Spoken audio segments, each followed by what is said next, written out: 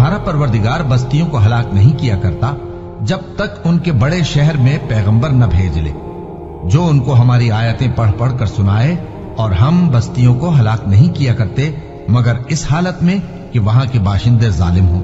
और ऐ लोगों, जो चीज तुमको दी गई है सो वो दुनिया की जिंदगी का फायदा और उसकी जीनत है, और जो अल्लाह के पास है वो बेहतर और हमेशा बाकी रहने वाली है। क्या तुम समझते नहीं?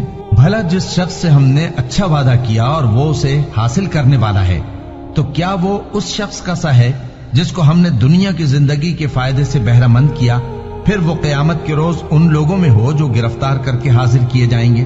और जिस रोज अल्लाह उनको पुकारेगा सो कहेगा कि मेरे वो शरीक कहां हैं जिनका तुम्हें दावा था।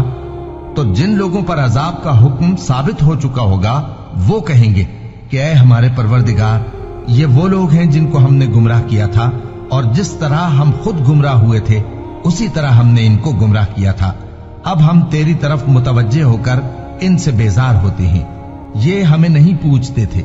और कहा जाएगा कि अपने शरीकों को बुलाओ, सो वो उनको पुकारेंगे तो वो उनको जवाब न दे सकेंगे, और जब अजाब को देख लेंगे तो तमन्ना करेंगे कि काश वो हिदायत याब होते।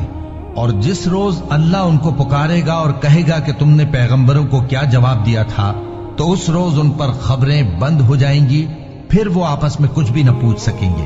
सो रहा वो शख्स जिसने तौबा की और ईमान लाया और अमल नेक किए, तो उम्मीद है कि वो कामयाब होने वालों में हो। और तुम्हारा परवरदिगार जो चाहता है पैदा करता है, और जिसे चाहता है बरगुजीदा कर लेता है। इनको इसका इख्तियार नहीं है।